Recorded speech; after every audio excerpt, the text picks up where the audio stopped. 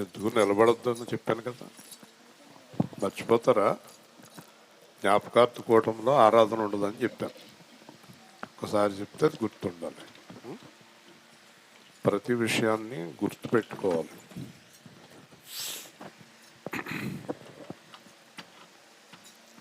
మీకు అందరికీ ఒక హెచ్చరిక ఏంటంటే, ఈ కుటుంబానికి కూడా మరణం వరకు నమ్మకంగా ఉండము, జీవకిరీటం ఇచ్చేదను. దీంట్లో పౌలు గారైనా, పేతురు గారైనా, దావీదు గారైనా, దానియేలు గారైనా, ఇశ్రాయేలు అయినా, మీరైనా, దేవుడికి అలాంటి భేదాలు ఏముండవు. ఎవరైతే పరిశుద్ధంగా జీవిస్తారో వాళ్ళకే జీవకిరీటం. నమ్మకంగా ఉండండి అంటే అర్థం ఏంటంటే, దేవుడికి, సేవకులకి, సంఘానికి, భర్తకి, భార్యకి, పిల్లలకి, ఇరుగు పొరుగు వారికి, మన మీద ఆధారపడిన ప్రతి ఒక్కరికి నమ్మకంగా ఉండాలి. దేవుని స్తోత్రం. దేవుణ్ణి నమ్మి భర్తను మోసం చేసిన నరకమే, దేవుణ్ణి నమ్మి భార్యను మోసం చేసిన నరకమే, దేవుణ్ణి నమ్మి కొడుకుని, కూతుర్ని, కోడల్ని మోసం చేసిన, ఒక్కసారి అల్లరి ఆపేస్తాను వాక్యాన్ని. ఇక్కడ ముందే చెప్తున్నాను, ఇక్కడ అల్లరి చేయనిచ్చావా వాక్యం ఆపేస్తాను. అంచేత మనము దేవుడికి నమ్మకంగా ఉండటం అంటే అర్థం ఏంటంటే, మనం భయంకరమైన పాపములు ఉండగా దేవుడు ప్రేమించి కేకేసి రక్షణ ఇచ్చాడు. రక్షణ ఎందుకు ఇచ్చాడు? నరకానికి వెళ్ళకూడదు మన ఆత్మ అని రక్షణ ఇచ్చాడు. మరి ఎంతమంది నమ్మకాన్ని ఈ కుటుంబంలో వ్యక్తులు 2-3 మందిరానికి రారు. చెప్పాను కదమ్మా నీకు, ఆ తీసేయండి అక్కడి నుంచి. ఒకసారి చెప్తే వినాలంతే. రారు మందిరానికి, లేకపోతే తాగేసి పడిపోతారు. దేవుడికి నమ్మకముగా ఉండటం అంటే పరిశుద్ధముగా జీవించడం. దేవుణ్ణి గణపరచడం అంటే మన చుట్టూ ఉన్నవారు, ఇప్పుడే మేమిద్దరం మాట్లాడుకుంటూ వస్తున్నాము, నువ్వెళ్ళి వాళ్ళు చూస్తారు. ఒక అతను గురించి మాట్లాడుతున్నాము, చాలా ధనాన్ని తీసుకుంటున్నాడు, సమయానికి రాడు. మరి ప్రభులో లేని వారు ఇంత డబ్బు తీసుకుంటున్నాడు, సమయానికి రాడు అని దేవుణ్ణి తిడతారు. అతడు ఈ మధ్యన మన సంఘంలో లేకపోవడం మన అదృష్టం అని అనుకోవాలి. అంచేత మనము పాపములో ఉండగా దేవుడు పిలిచాడు, మనము లోకములో ఉండగా దేవుడు పిలిచాడు, మనము బూతులు తిట్టేటప్పుడు దేవుడు పిలిచాడు, తప్పుడు పనులు చేసేటప్పుడు దేవుడు పిలిచాడు. ఇవన్నీ మానేయండి ఇక నుంచి నా పిల్లలు అన్నాడు. ఇక్కడ కూర్చున్న వారికి ప్రతి ఒక్కరికి హెచ్చరిస్తున్నాను, నా దగ్గర నుంచి కూడా. మనలో ఎవరమైతే యేసుక్రీస్తులాగా జీవించడం లేదో వాళ్ళు ఎవ్వరూ పరలోకానికి వెళ్ళరు. ఈ మాట మీ జీవితంలో ఎప్పుడు మర్చిపోవద్దు. ప్రతి పగలు రాత్రి కూడా మీకు గుర్తుండాలి. యేసుక్రీస్తులాగా మనం జీవించకపోతే మనం పరలోకానికి వెళ్ళము. వాక్యం ఏంటంటే, నేనే మార్గము, సత్యము, జీవము, నా ద్వారా తప్ప ఎవరు తండ్రి దగ్గరికి రారు. ఈ మాటకు అర్థం ఏంటి? నన్ను వెంబడిస్తే తప్ప, నా కూడా వస్తే తప్ప మీరు దేవుని రాజ్యానికి రారు. అలాగే పై లోపలికి ఇక్కడ ఇక్కడ లేకు, ఇక్కడ లేకు, మీ అమ్మ దగ్గరికి అలా కూర్చో, కింద కూర్చో.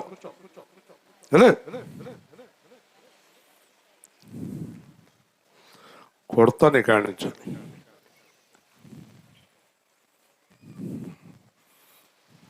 ఓకే, చేత మనము దేవుడి రాజ్యానికి వెళ్ళాలి అంటే దేవుణ్ణి వెంబడించాలి. దేవుడు ఎవరంటే ఈ లోకానికి మానవుడిగా వచ్చిన యేసుక్రీస్తే దేవుడు. నా దగ్గర నుంచి, నా వెనకాల ఉన్న వారి దగ్గర నుంచి, కింద కూర్చున్న వారి దగ్గర నుంచి, యేసు సేవా కేంద్రంలో ఉన్న ప్రతి బిడ్డ కూడా దేవుడిని అనుసరించకుండా దేవుని రాజ్యానికి వెళ్ళరు. మీలో బూతులు తిట్టేవారు దేవుడి రాజ్యానికి వెళ్ళరు, అబద్ధాలు ఆడేవాడు దేవుడి రాజ్యానికి వెళ్ళరు, అప్పులు చేసేవాడు దేవుడి రాజ్యానికి వెళ్ళరు, తాగేవారు దేవుడి రాజ్యానికి వెళ్ళరు, తిరిగేవాడు దేవుడి రాజ్యానికి వెళ్ళరు, ఎదుటి వారిని హింసించేవారు దేవుడి రాజ్యానికి వెళ్ళరు, బాధ పెట్టేవారు దేవుడి రాజ్యానికి వెళ్ళరు, నమ్మకం లేని వారు దేవుడి రాజ్యానికి వెళ్ళరు, భార్యను బాధించేవారు, భర్తను బాధించేవారు, పిల్లలను బాధించేవారు దేవుడి రాజ్యానికి వెళ్ళరు. ఒక్కసారి మనం అందరం ఎలా ఉన్నామో మనం పరీక్షించుకుందాం. ఇది జ్ఞాపకార్థ కూటమి. అబ్రహాము ఏమయ్యాడు ఇప్పుడు? ఏమంటే అబ్రహాం గారికి జ్ఞాపకార్థ కూటమి పెట్టండి అని అడిగారు. కరెక్టే. ఇప్పుడు అబ్రహాం ఎక్కడ ఉన్నాడు? అబ్రహాం అనే అతను చనిపోయాడు. అతను ఎక్కడ ఉన్నాడు? అతను ఎక్కడున్నాడో ఇద్దరికి తెలుసు. ఇద్దరికే తెలుసు. ఎవరంటే యేసుక్రీస్తుకి తెలుసు, అపవాదికి తెలుసు, ఇంకెవరికి తెలియదు. దేవుని స్తోత్రం. పాస్టర్ గారికి కూడా తెలియదు. అతను ఏం చేశాడు, ఎక్కడికి వెళ్ళాడు, ఎలా ఉన్నాడు, ఏంటి అనేది మనకు తెలియదు. కానీ మనం ఈ కూటమి ఎందుకు చేసుకుంటున్నాం అంటే అబ్రహాం గురించి చేయటం లేదు. కూటమి మిగిలి ఉన్నవారి గురించి చేస్తున్నాం. మిగిలి ఉన్నవారు అందరూ కూడా జాగ్రత్తగా జీవించి దేవుడి రాజ్యానికి వెళ్ళాలన్న ఉద్దేశంతో ఈ కూటమి చేస్తున్నాం. ఈ కూటమి చేసేటప్పుడు పైనుంచి దేవుడు అబ్రహాం ఎక్కడున్నాడు అనేది దేవుడు చూస్తాడు. ఈ కూటమి జరిగేటప్పుడు ఎలాగా అని మీరు అడిగితే, ధనవంతుడు అగ్నిగుండానికి వెళ్ళాడు, లాజరు పరలోకానికి వెళ్ళాడు. వెళ్ళినప్పుడు అబ్రహాము తోటి ధనవంతుడు అంటున్నాడు, కింద నా సహోదరులు, నా భార్య అందరూ ఉన్నారు, ఒక్కసారి వెళ్ళి లాజర్ని వారికి సువార్త ప్రకటించమనండి అన్నప్పుడు అబ్రహాం ఏమంటున్నాడంటే, అదిగో కింద అక్కడ బోల్డ్ మంది సువార్త ప్రకటిస్తున్నారు అన్నాడు. దేవుని స్తోత్రం. అంటే ఇప్పుడు ఇక్కడ సువార్త జరుగుతున్న విషయం ఎవరికి తెలుసండి? దేవుడికి తెలుసండి. అంచేత దేవుడు జ్ఞాపకం చేసుకుంటాడు. చేత మనం అందరం కూడా శ్రద్ధ కలిగి, భక్తి కలిగి, పరిశుద్ధత కలిగి, యథార్థత కలిగి, ఈ పాపం అనేది చాలా ఆకర్షణతో కూడుకున్నటువంటి విషయం అండి. పాపం చాలా ఆకర్షణతో కూడుకుంటుందండి. ఇప్పుడు నిన్న ఒకే ఒక గద్దింపు ఇచ్చానండి. ఏమా శుక్రవారం నాడు సువార్త, శనివారం రారా అంటే అన్నా కుమార్ గారి దుకాణం తాళం వేసుకుని ఇవాళ సువార్తకు వచ్చింది ఆవిడ. గద్దింపుకు లోబడుట. ఈరోజు ఎంతమంది అలా గద్దింపుకు లోబడి సువార్తకు వచ్చారండి?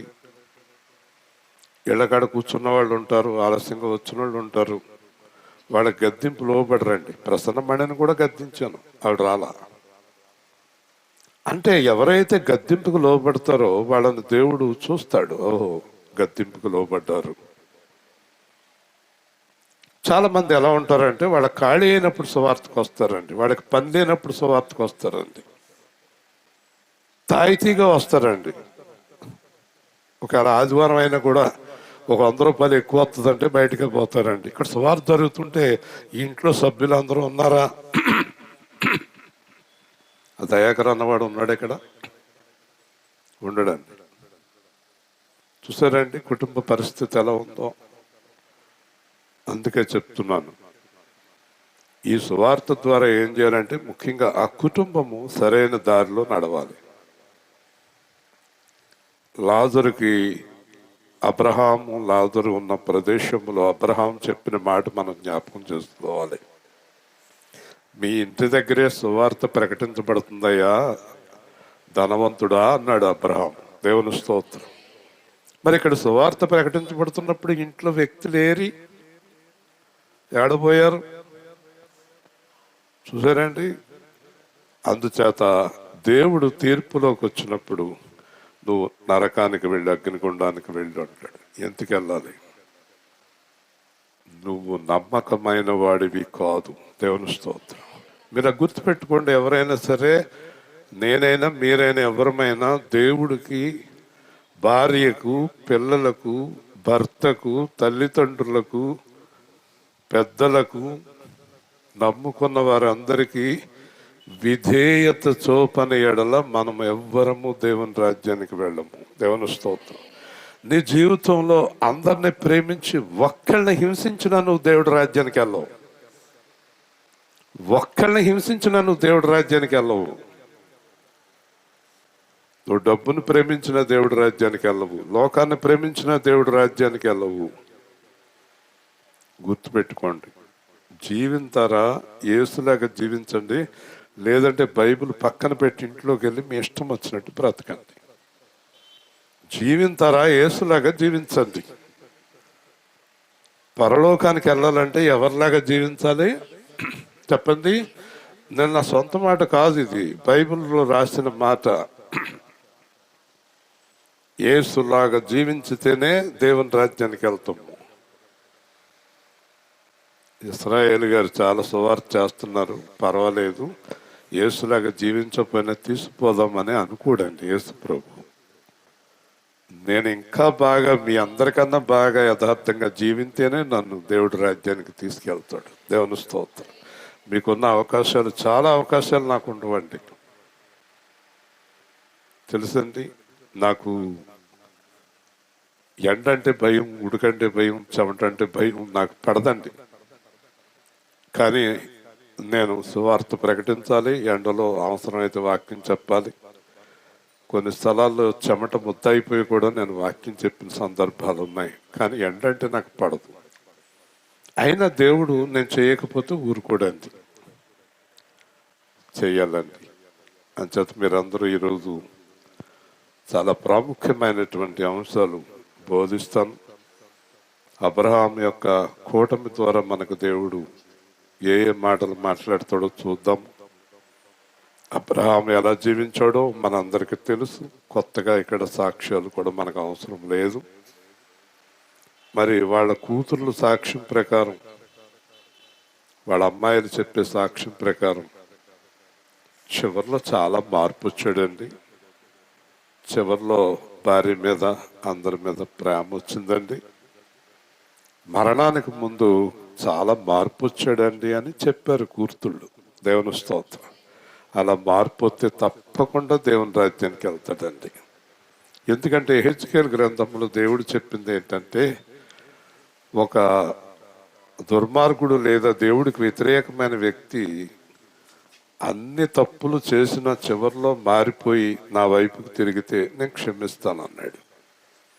అదే సందర్భంలో చాలా మంచివాడు చివరిలో తప్పులు చేసినా నేను క్షమించను అన్నాడు. అంచేత చాలా మంది జీవితాలు చివరిలో బాగుంటాయండి.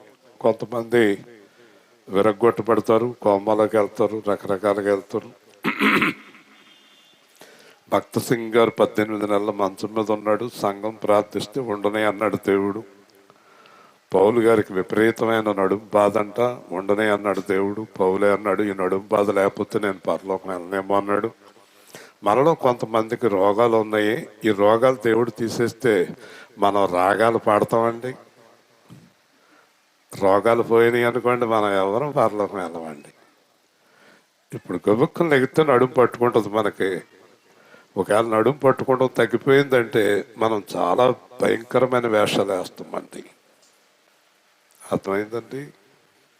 రోగాలు కూడా దేవుని మహిమ కోసమే వస్తాయండి. ఉండాలి కూడానండి, ఉండకపోతే మాట వినరండి కదండి. ఉండకపోతే మాట వినరండి, ఉండనివ్వండి. ఏ విధము చేతనైనా మనము దేవుని రాజ్యానికి వెళ్ళాలి. దేవుని స్తోత్రం. ఇదొక్కటే ధ్యేయంగా ఉండాలి మనకి. ఈరోజు తెస్సలోనిక పత్రిక నుంచి కొన్ని ముఖ్యమైన అంశాలు చూద్దాము. తెస్సలోనిక 1, తెస్సలోనిక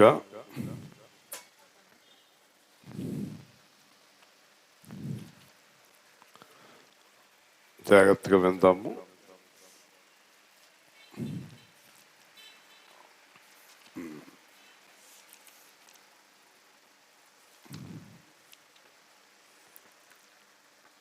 చూడండి, 4వ అధ్యాయము చాలాసార్లు బాడీ దగ్గర చదువుతూ ఉంటారు ఈ వాక్యాన్ని.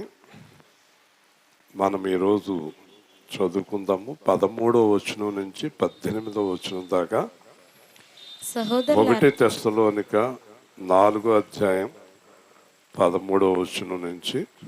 సహోదరులారా, నిరీక్షణ లేని ఇతరుల వలె మీరు దుఃఖపడకుండా నిమిత్తము నిద్రించుచున్న వారిని గూర్చి మీకు తెలియకుండా మాకు ఇష్టము లేదు. నిద్రించుచున్న వారిని గూర్చి మీకు తెలియాలి అంటాడు దేవుడు. నిద్రించుచున్న వారి గురించి ఇప్పుడు చెప్తాడు. మనకి నిద్రించుచున్న వారి గురించి చెప్తాడు. యేసు మృతి పొంది తిరిగి లేచినని మనము నమ్మిన ఎడల అదే ప్రకారము యేసునందు నిద్రించిన వారిని దేవుడు ఆయనతో కూడా వెంటబెట్టుకుని. బైబిల్ ఎంత అద్భుతమైన గ్రంథం అంటే ఎక్కడ దొరకడు దేవుడు. మనకి ఎక్కడైనా దొరికాడు అనుకోండి, చాలా మంది పాస్టర్లు విశ్వాసులు ఏదో ఒక తప్పు చేద్దాం అనుకుంటారండి, ఏదో ఒక పాపం చేద్దాం అనుకుంటారండి. చాలామంది పాస్టర్లు, చాలామంది సంఘస్థులండి బైబిల్లో ఏదైనా ఎక్కడైనా దేవుడు కొద్దిగా అవకాశం తప్పు చేస్తాను కానీ కూడా నిలికే దొంగలు ఉన్నారండి. కానీ బైబిల్లో తప్పుకు అవకాశం లేదండి. దేవుని స్తోత్రం, హల్లెలూయా. స్తబ్దంగా వెనకు యాక్టివ్గా అయిను, కొంచెం ముఖం దేవుడి వైపుకి హృదయం తిప్పుకుని కదా. ఇప్పుడు ఎంత అద్భుతమైన మాట అంటే, యేసునందు నిద్రించిన వారిని దేవుడు తీసుకొస్తాడు. దేవుని స్తోత్రం. చూసారండి, నేను మళ్ళీ వివరిస్తాను మీకు తర్వాత. మేము ప్రభువు మాటను బట్టి మీతో చెప్పినది ఏమనగా, ప్రభువు రాకడ వరకు సజీవులమై నిలిచిండు మనము నిద్రించిన వారి కంటే ముందుగా ఆయన సన్నిధి చేరము. మనము నిద్రించిన వారి కంటే ముందు వెళ్ళము. ఆర్భాటముతోను ప్రధాన దూత శబ్దముతోను దేవుని బోరతోను పరలోకము నుండి ప్రభువు దిగివచ్చును.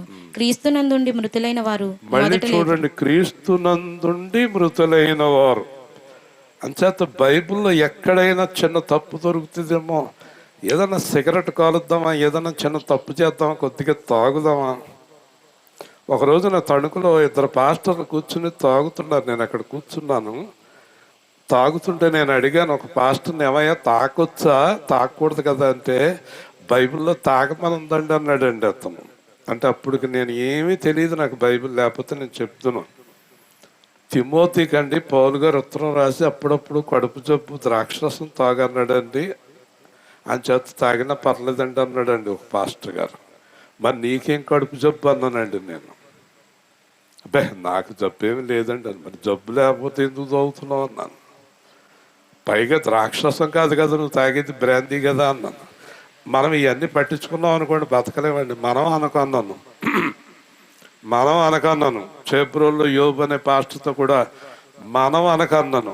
ఎవరితో చాలా మందితో చెప్తాను, మనం అనకండి, నేనని చెప్పు, నన్ను కలపకు అన్నాను. దేవుని స్తోత్రం. మనం అనకు.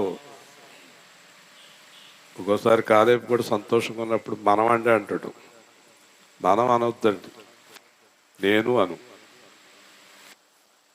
ఉండలేకపోతున్నాను, నేను అలా ఉండలేకపోతున్నాను. మనం అనకు. ఎందుకంటే నేను నరకానికి వెళ్ళినా నువ్వు పరలోకానికి వెళ్ళాలని కోరుకోవాలి మనం ప్రతి ఒక్కరిని. దేవుని స్తోత్రం. మనం అంటే గొడవలేదు, ఇద్దరు కలిపి చేసేయచ్చు పాపం కదా. క్రీస్తునందు మృతులైన వారు మొదట లేతురు. ఆ మీదట సజీవులమై నిలిచిండు మనము వారితో కూడా ఏకముగా ప్రభువుని ఎదుర్కొనుటకు ఆకాశ మండలమునకు మేఘముల మీద కొనుపోబడదుము. కాగా మనము సదాకాలము ప్రభువుతో ఉందుము. అందరూ దేవుని స్తోత్రం. కాబట్టి మీరు ఈ మాటల చేత ఒకరినొకడు ఆదరించుకోండి. ఇప్పుడు మీకు వివరిస్తాను, ఒక్కొక్క మాట వివరిస్తాను. అబ్రహాం గారు గొడవ పక్కన పెట్టండి, ఆయన వెళ్ళిపోయాడు. అయితే ఉన్న మనము, సారమ్మ గారు కూడా వెళ్ళిపోవలసిన ఆవిడ మళ్ళీ ఆగింది, దేవుడు ఆపాడు. హాస్పిటల్కి వెళ్ళారు, ఏం సుఖం లేదన్నారు, అదన్నారు, ఇదన్నారు, మొత్తం మీద అలాగ ఆగింది ఆవిడ. సరే, ఈ అబ్రహాం గారి సంతానం ఉన్నారే, ప్రతి ఒక్కరూ యేసు సేవా కేంద్రంలోనే బలంగా ఉన్నారు. అదొక ఆశ్చర్యకరమైన విషయం. మొదటి నుంచి కూడా ఈ అబ్రహాము గారు పిల్లలు మనవలు అందరూ పెళ్లి మంచిని కాడి నుంచి చూసుకుంటే అందరూ ప్రభువుతో ఉన్నారు, సంఘముతో ఉన్నారు. ఒక విశ్వాసాన్ని, ఒక ప్రేమను, ఒక అభిమానాన్ని కలిగి ఉన్నారు. అందుచేత ఈ కుటుంబం మీద నాకు అభిమానం కలిగి నేను కూటమి ఒప్పుకుంటాను. లేదంటే ఎందుకమ్మా ఎవరు మాట వింటలేదో కూటమి ఎందుకని అనేస్తాను కూడా. కానీ ఏదైనా మేలు జరుగుతుందేమో చేద్దాము అని ఒప్పుకుంటాను. వీళ్ళు అందరూ కూడా ఈ స్టీఫెన్ కానీ దయాకర్ కానీ కుటుంబం అంతా కూడా ఏ రోజైనా మారతారేమో, ఈ తాగుళ్ళు ఈ గొడవలు మానేసి పూర్తిగా దేవుడి వైపుకి తిరుగుతారేమో అని ప్రతిరోజు ప్రార్థిస్తాను. అలాగే ఈ కుటుంబం గురించే కాదు, అన్ని కుటుంబాల గురించి ప్రార్థిస్తాను. దేవుడు నాకు అప్పగించిన బాధ్యత అది. మిమ్మల్ని అందరినీ దేవుడు నాకు అప్పగించాడు. నా గొర్రెలను కాయము, గొర్రె పిల్లలను మేపు. నేను గద్దించినట్టు కనబడతాను కానీ నేను ప్రేమిస్తాను. నా ప్రేమ గద్దింపు రెండు కలిసి ఉంటాయండి. నా ఉద్దేశం ఎప్పుడు ఒక్కటే, ఎవరైనా పరలోకానికి వెళ్ళాలి, ఎవరైనా తప్పిపోతారేమో అని. ఒకరోజు ఫోన్ చేయకపోతే కొంతమందిని, అమ్మ ఈరోజు ఎందుకు ఫోన్ చేయలేదు అని అడుగుతాను. తప్పిపోయారేమో ఆ రోజు అనుకుంటాను. అంచేత ఎవ్వరు తప్పిపోకూడదు అని రాత్రి పగలు ప్రార్థన చేస్తూ ఉంటాను.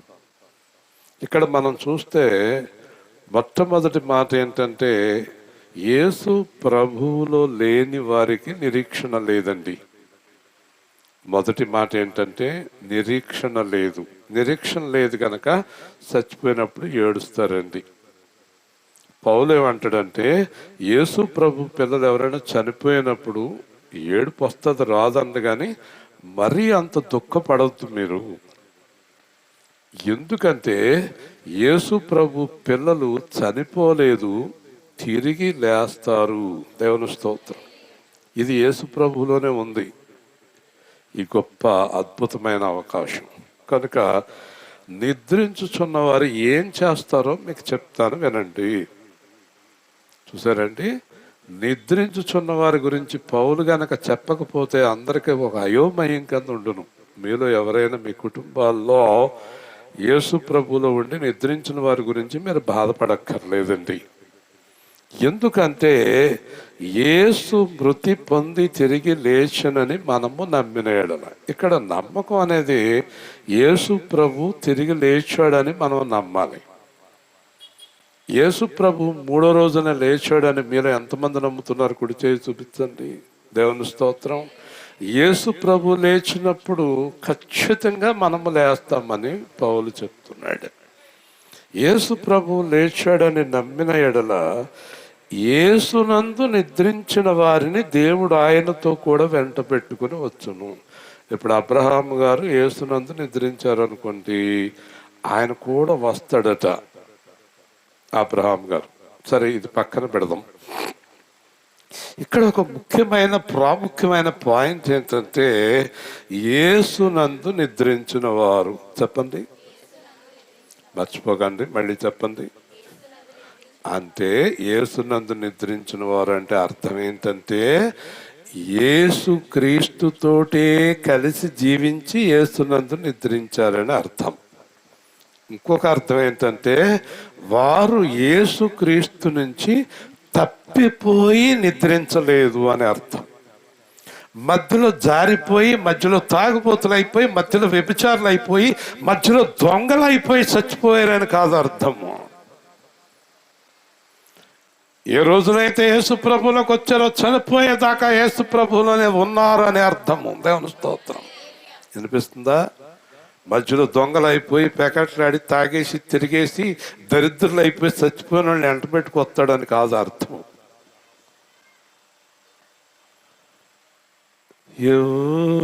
యేసు నీతో నడుచు ప్రత్యేకమౌదురు,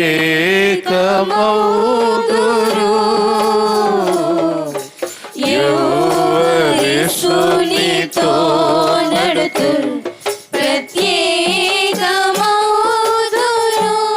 మేల్కొనియున్న వారిని, మేల్కొనియున్న వారిని క్రీస్తు కొని పోవును, ప్రభు క్రీస్తు కొని పోవును, జయించు వారిని కొని పోవా ప్రభు యేసు వచ్చును. దేవుని స్తోత్రం చెప్దాం. హల్లెలూయా చెప్పండి. కొంచెం చేతులు బాగా పైకెత్తండి. డాక్టర్ గారు ఎత్తొద్దు అన్నవాడు కూడా ఎత్తండి. డాక్టర్ గారు ఈ చెయ్యొద్దు అన్నాడంట. ఎప్పుడు ఎలా కుదురుతుంది మరి?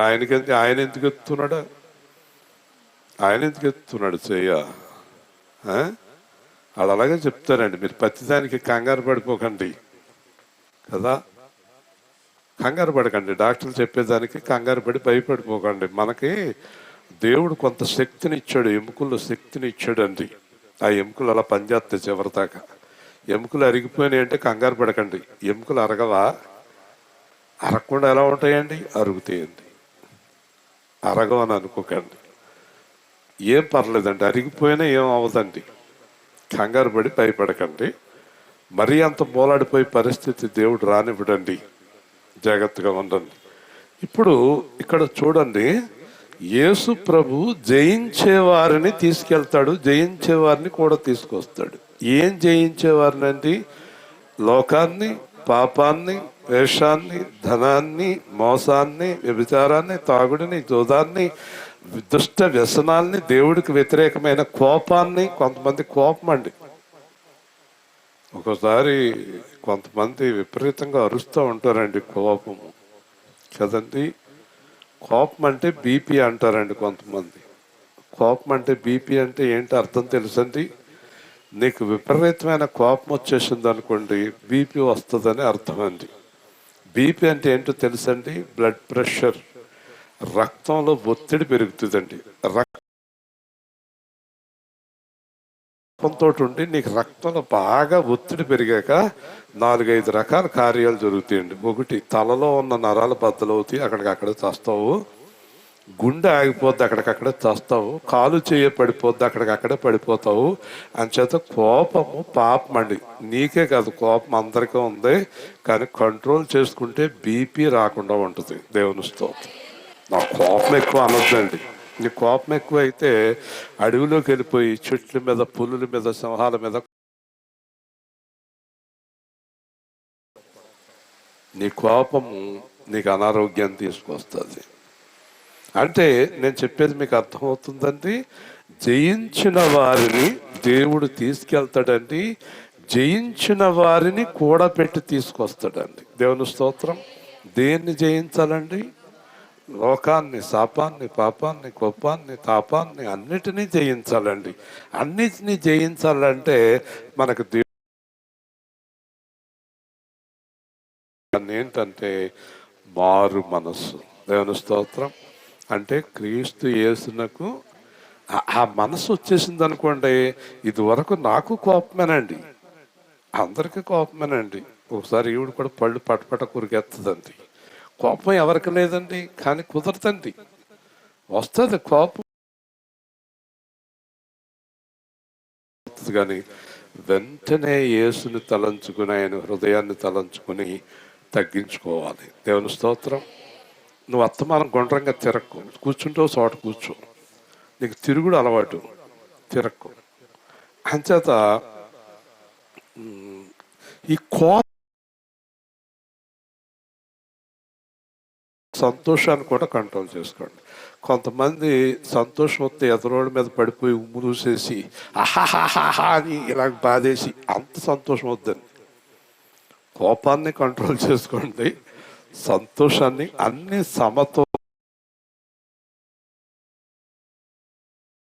స్వాధీనంలో ఉండాలి. మీకు ఇదివరకు చరిత్ర చెప్పాను కదా, గుర్తుందా?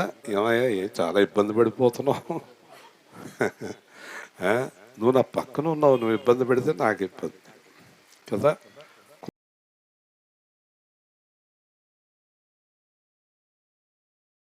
కోరుకున్నాయి ఈ లోకంలో. చెప్పాను కదా ఇదివరకు, ఒక ఆయన గుండె ఆపరేషన్ చేయడానికి పేషెంట్ లోపల తీసుకెళ్తున్నారు. ఈ లోపల మన ఈ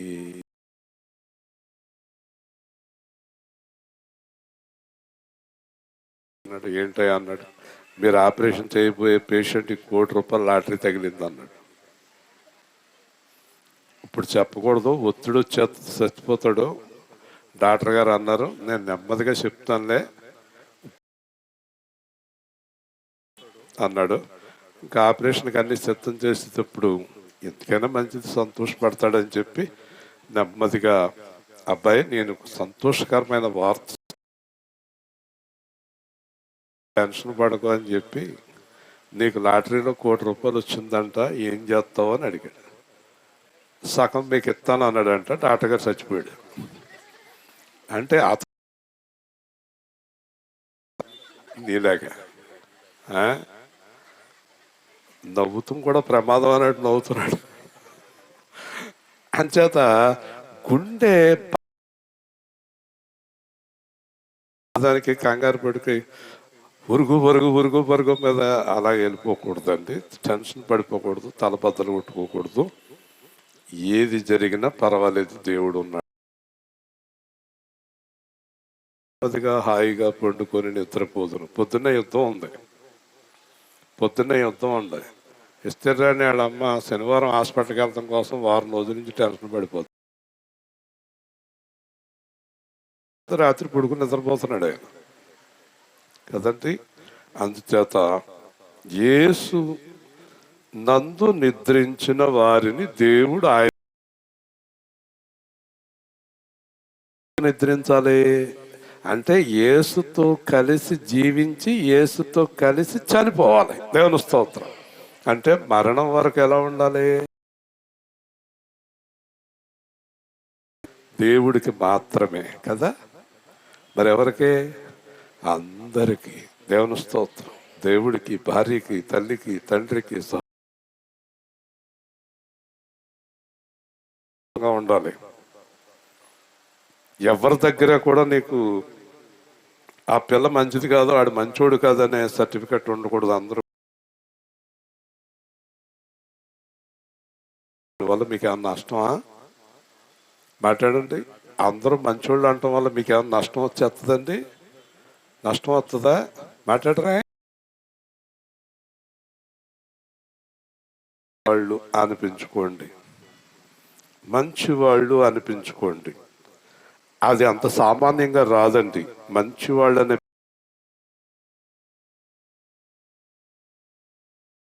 స్తోత్రం, హల్లెలూయా. మేము ప్రభువుని మాటను బట్టి మీతో చెప్పినదేమనగా, మా సొంత మాటలు కాదు ఇది అంటున్నాడు పౌలు. ప్రభువు రాకడ వరకు సజీవులమై నిలిచియుండు మనము నిద్రించిన వారి కంటే ముందుగా ఆయన సన్నిధి.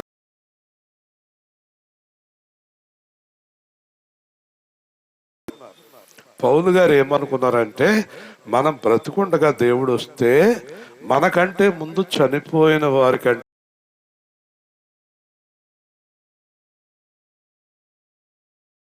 పెట్టుకుని మధ్యాకాశానికి వస్తాడు. మనమందరమేమో మహిమ దేహాలు ధరించి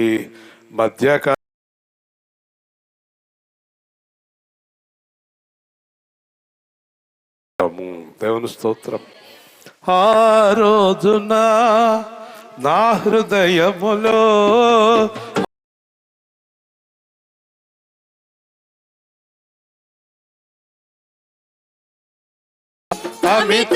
అమితానందమే, ఆనందమే, ఆనందము.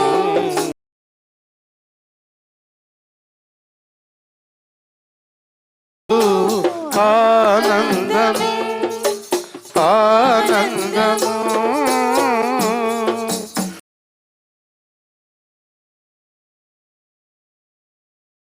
ఈ మహిమతో మహిమ రూపీ మేఘమం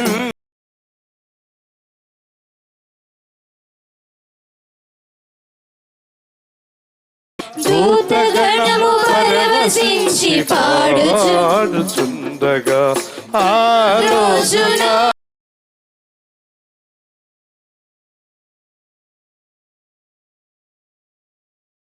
ఆనందమే, విజేతలందరూ నిలిచియుండగా నా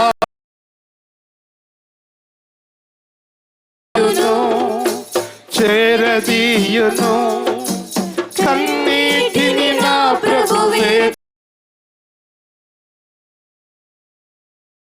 నా ప్రభువే తుడిచివేయును ఆ రోజున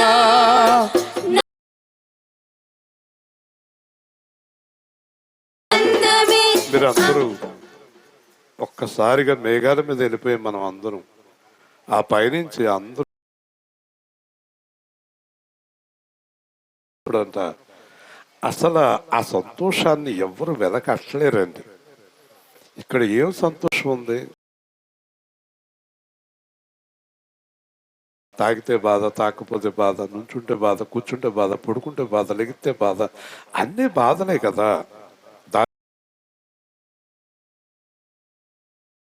జీవితంలో ఇక్కడ సంతోషాన్ని నిలుపుకోకండి మీరు. ఇక్కడ సంతోషం మనకు దొరకదండి. ప్రభువులో మధ్యాకాశానికి వెళ్ళిపోయిన తర్వాత చాలా సంతోషం అండి. మహిమ దేహాలు మన నొప్పులు దప్పు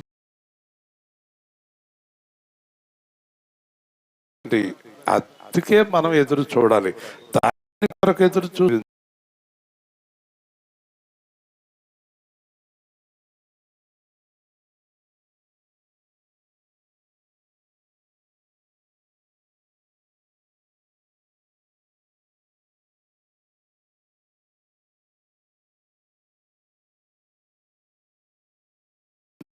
మంచి 24 అమ్మాయి వస్తుంది, 24 అబ్బాయి వస్తాడు, 24 అమ్మాయి వస్తుంది, 24 అబ్బాయి వస్తాడని ఆ 24 వచ్చేసింది.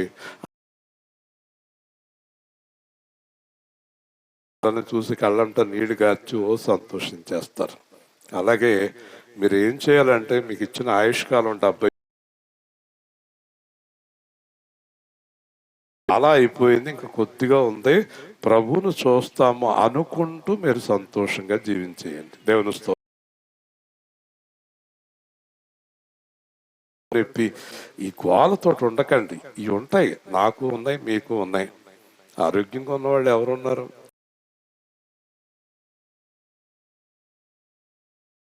దాని గురించి ఆలోచించకండి. కష్టాలు లేని వారి గురించి ఆలోచించకండి. అందరికీ కష్టాలు ఉన్నాయి.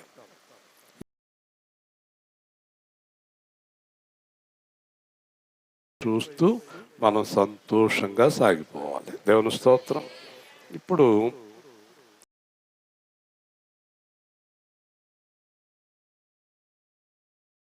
ఎలాగా ఆర్భాటముతో ప్రధాన దూత శబ్దముతో దేవుని బోరతో పరలోకమును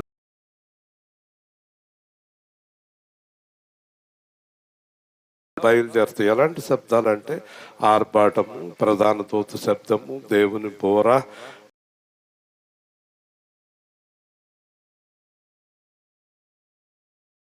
ఆకాశం అంతా ధూమమయమండి. యేసు ప్రభు మధ్యాకాశానికి వచ్చే ఆ గడియ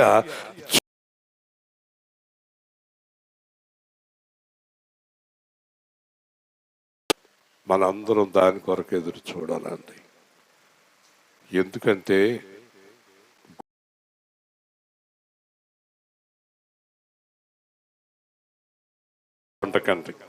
ఈ అల్ప సంతోషము, ఈ తాగుల్లో ఏముంది, వ్యభిచారంలో ఏముంది?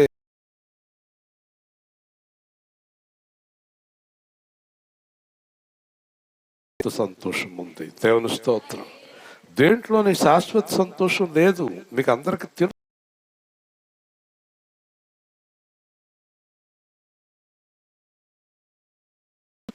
పోగొట్టుకోకండి ఈ పిశాచీల ఆనందం కోసం, ఈ పైశాచిక ఆనందం కోసం.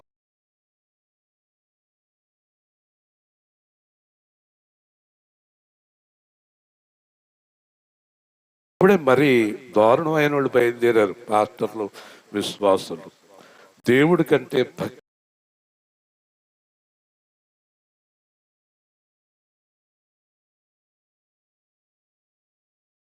అలాగ విమానంలో ఎప్పుడు దిగుదాం అనే ప్రతి ఊడికి పనికి మాలిన ఆలోచనలు అండి.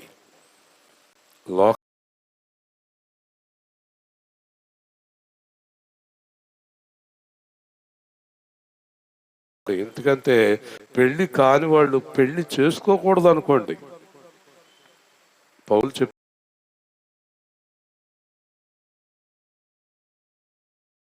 మొగుడిని పెళ్ళాన్ని పిల్లల్ని ప్రేమించి దేవుడికి దూరం అయిపోతారు. చాలా మంది ఇక్కడ మనోళ్ళు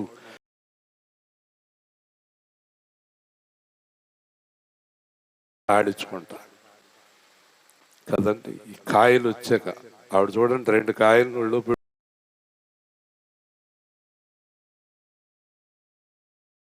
ఆడ అంటాడు, ఏ అమ్మమ్మ నీకు బుద్ధి ఉందా అని ఎన్నిసార్లు అడుగుతాడు ఆడ అబ్బాయి, ఆడ మనవడం. అర్థం అవుదా వీడికి?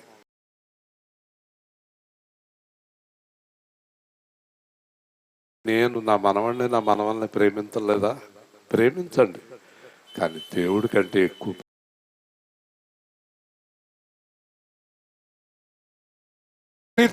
ప్రేమించేయకండి. దేవుడి కంటే ఎక్కువగా దేవుడినే ఎక్కువ ప్రేమించ.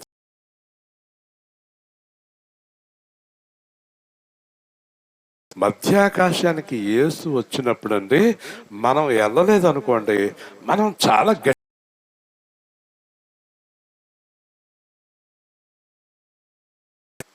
అందుకే దేవుడు ఏమన్నాడు తెలుసా? వెలుగు ఉండగానే నీ క్రియలు చక్కది.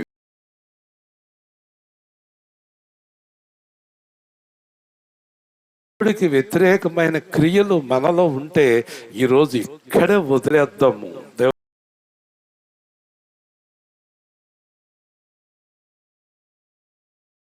దేవుడి వైపుకి పూర్తిగా నీ హృదయాన్ని తిప్పుకో. మనందరం మధ్యాకాశానికి వెళ్ళాలి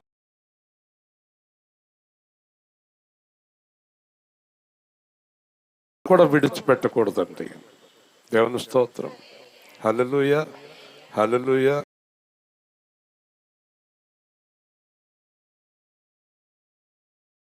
బహుఘోరం విడువబడుట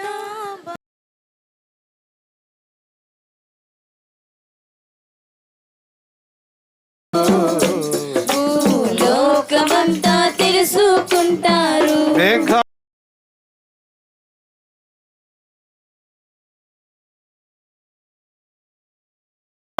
తీసుకుపోతాడు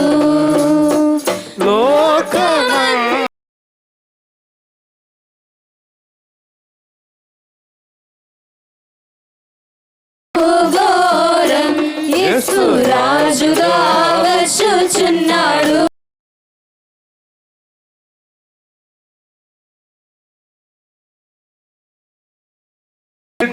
ఇలపై యేసు రాజ్యమేలును.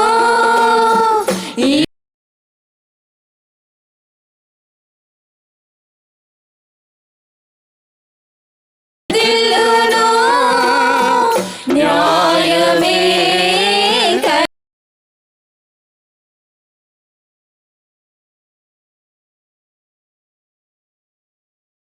లోకమంతా తెలుసుకుంటారు. క్రైస్తవుడా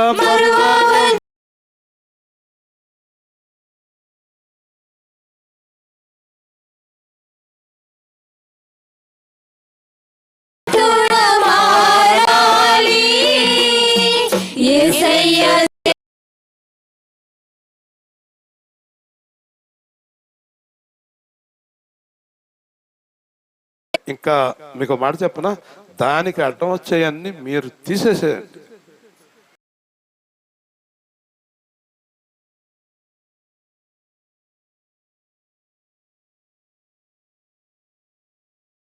ఈరోజు అవన్నీ మీ హృదయం నుంచి తీసి బయటకి ఇసిరేయండి.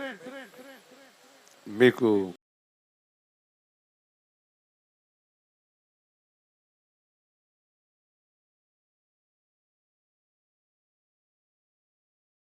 చేయకుండా ఉండగలం. మరి ఈ రోజున యేసుక్రీస్తు కొరకు జీవించాలి.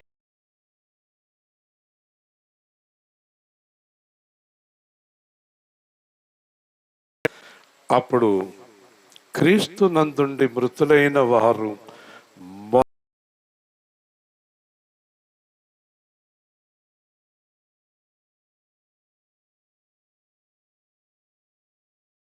నిలిచి ఉండు, మీరు బహుగా ఫలింతురు.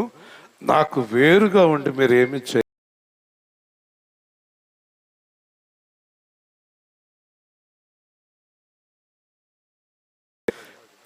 క్రీస్తు నందుండి మృతులైన వారు.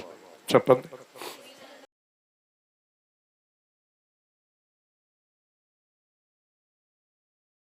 వేల్పూర్లోనే ఒక ఆవిడ భర్తతో కాపురం చేయలేదండి.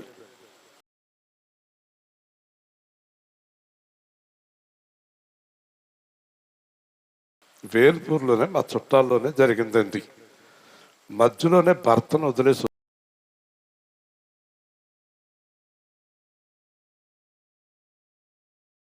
కూడా వెళ్ళలేదండి. ఒకసారి రామ్ అంటే వెళ్ళలేదండి.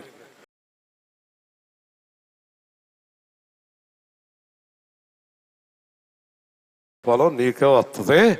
ఈ చిన్నదనం దగ్గర నుంచి పెద్దదనం దాకా 7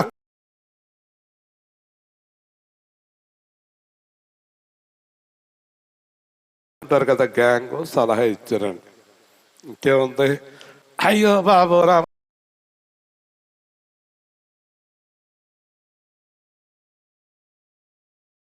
అండి. మొదటి రోజు నుంచి 13వ రోజు దాకా ఏడుస్తూనే ఉందండి. 13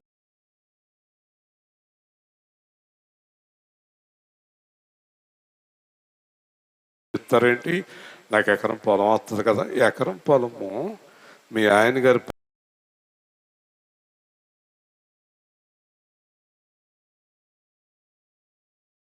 ఇదిగో నా మేనకోళ్ళు అవుతుంది. రాత్రి పగలు నన్ను కాసి పెట్టుకుని రాత్రి పగలు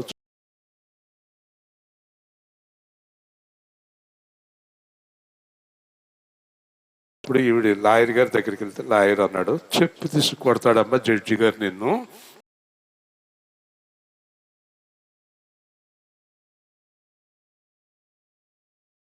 పెడితే నీకు అదే దొరుకుతుందండి. అంచేత అర్థం ఏంటంటే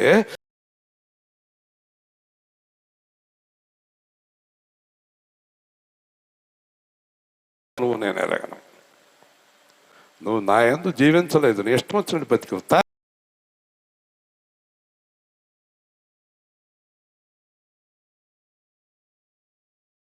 నేను ఎరగను. దేవుని స్తోత్రం. చేత ఈరోజు బుద్ధి కలిగి జ్ఞానం కలిగి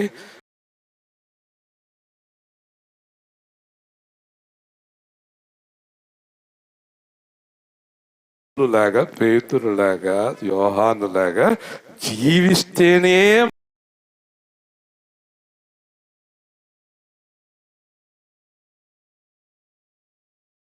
పోతాం. అంటే ఎల్లరు అర్థమైందా?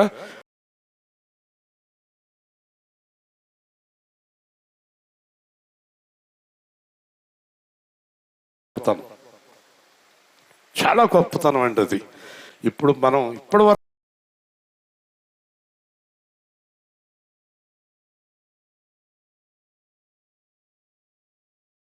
క్షమించి ఒకవేళ తెల్లారగట్ల ప్రభు నిన్ను పాతలోకి తీసుకెళ్తాడు. దేవుని స్తోత్రం.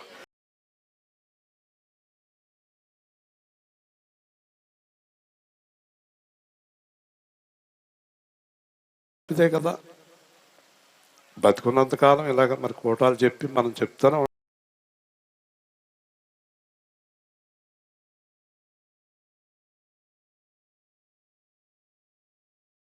తప్పు చెందు. దేవుని స్తోత్రం. అది ఈ రోజైనా పర్లేదు, ప్రాణాలతో ఉన్నావు, తెలివిగా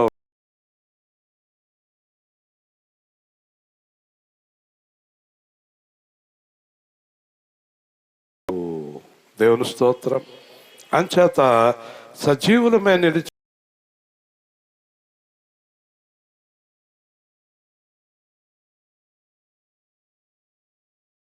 ఒకళ్ళొకళ్ళు కౌగులించుకుంటాం, ముద్దులు పెట్టుకుంటాం, ఆనందించడం. ఎందుకంటే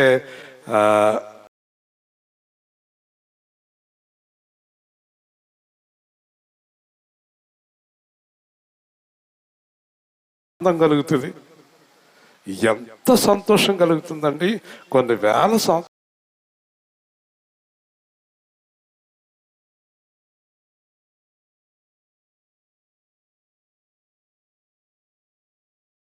వస్తుంది. దేవుని స్తోత్రం. హల్లెలూయా. అందుకే దేవుడు ఏమంటున్నాడు,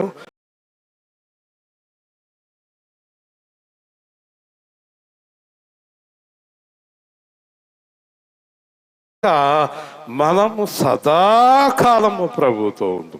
దేవుని స్తోత్రం చెప్ప.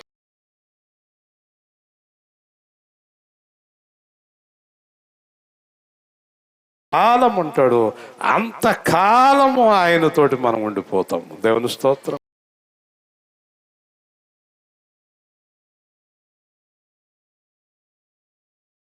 చేసిన ఎలాగు తప్పించుకొందు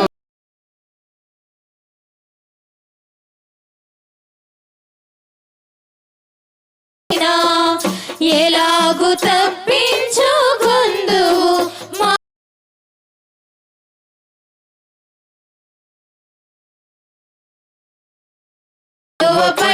ప్రాణమున్ బలిగా నిడిని కొనెగదా.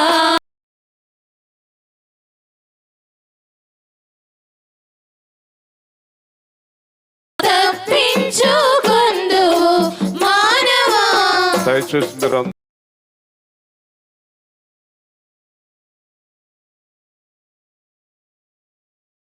ప్రార్థన చేయదు ఈ అమ్మాయి భర్త గురించి. ఏడు తెల్లారగట్ల మట్టి లేచి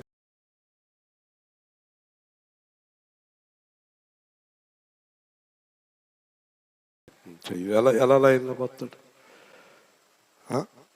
మనం ప్రార్థన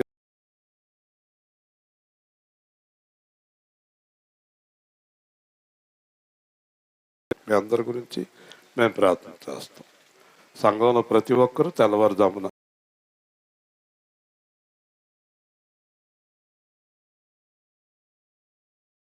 కన్నీరు కార్చండి, ఒక గంట సేపు దేవుడి దగ్గర మొరపెట్టండి.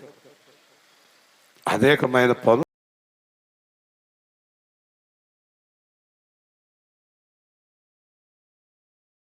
కూడా ఎత్తబడాలని ప్రార్థించండి. దేవుని స్తోత్రం.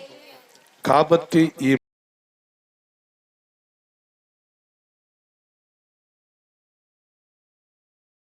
మీరు జీవించి ఉన్నంతకాలం ఈ మాటలు జాగ్రత్తగా ధ్యానం చేసుకుని అలాగ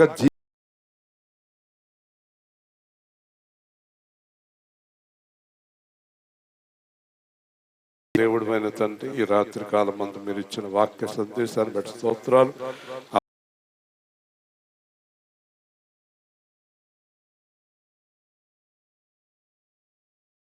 అందరినీ సరైన మార్గంలోకి నడిపించి అందరూ యథార్థత కలిగి పరిశుద్ధత కలిగి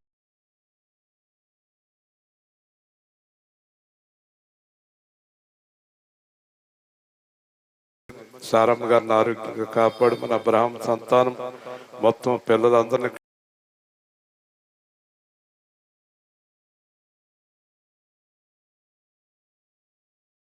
ముఖ్యంగా వాతావరణం చాలా భరించలేని స్థితిలో ఉక్కపోతతో ఉన్నాము.